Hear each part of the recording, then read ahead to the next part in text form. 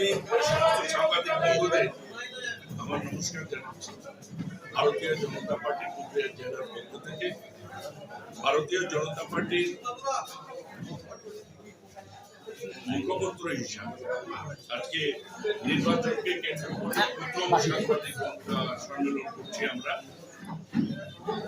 আমাদের আজকের মূল বিষয় পশ্চিমবাংলার স্বৈরাচারী মমতা সরকারের আমলে গত 12 বছরে বাংলায় এমন কোন নির্বাচন হয়নি যে নির্বাচনে কোনো সন্ত্রাস হয়নি।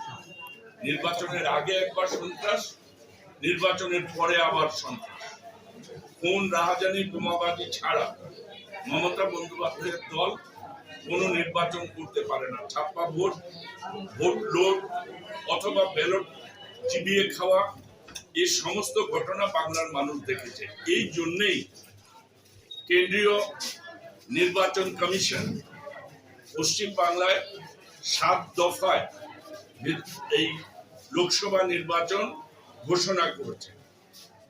প্রথম দফায় 19 তারিখে কুচবিহার, আলিপুরদুয়ার, জলপাইগুড়ি নির্বাচন হতে যাচ্ছে। আমরা শুনেছি পশ্চিম বাংলায় 920 কোম্পানি, আধা সামরিক বাহিনী বিভিন্ন জেলায় পাঠানো হবে বলে নির্বাচন কমিশন জানিয়েছে।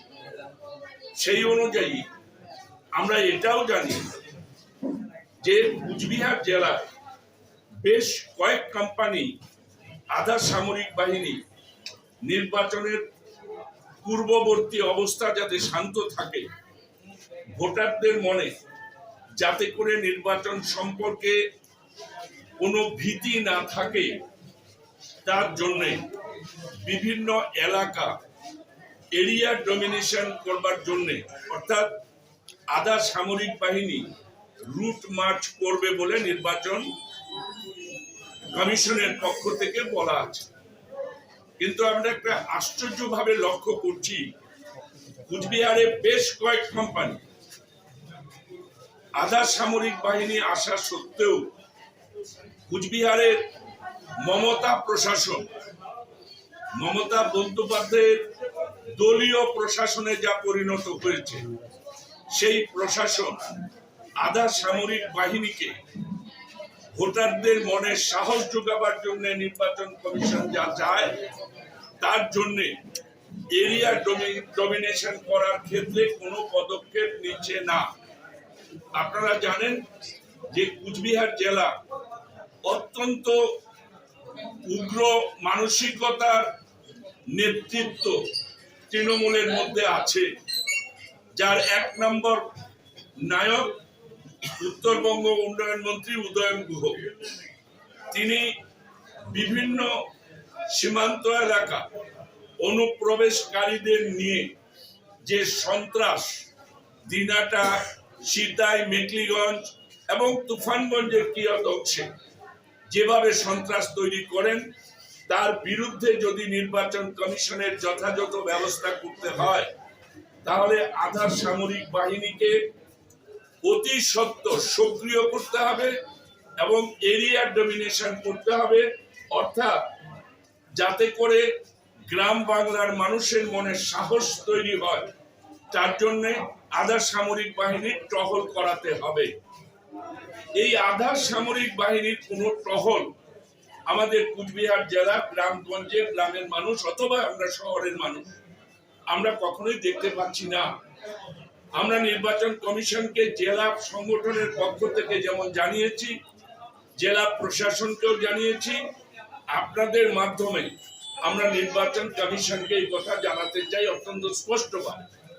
এবং আমাদের কাছে সুনির্দিষ্ট প্রমাণ আছে যে আধা সামরিক বাহিনীর জন্য কুচবিহার লোকসভা কেন্দ্রের 7টা বিধানসভায় বিভিন্ন স্কুল বুক করে সেই স্কুলগুলোকে ছুটি দিয়ে দেওয়ার জন্য নির্দেশ করা হয়েছিল জেলা প্রশাসন এবং শিক্ষা দপ্তরের পক্ষ থেকে, এবং সেই স্কুলগুলো বন্ধ ঘোষণা করে হেডমাস্টার মহোদয়ের বা মহোদয়েরা বন্ধ করে দিয়েছিলেন।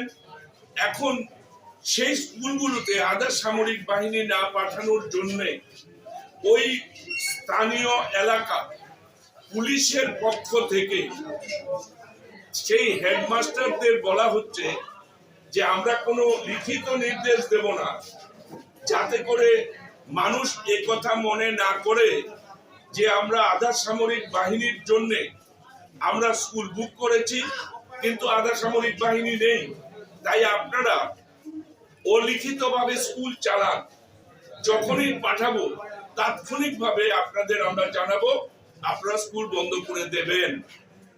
এটাকেই প্রমাণ হয় যে এই প্রশাসন কুচবিহার জেলা তথা পশ্চিম বাংলায় নির্বাচনকে সুষ্ঠু পরিচালনা করার ক্ষেত্রে কোন রকম ভূমিকা নেবার মানসিকতা এদের নেই।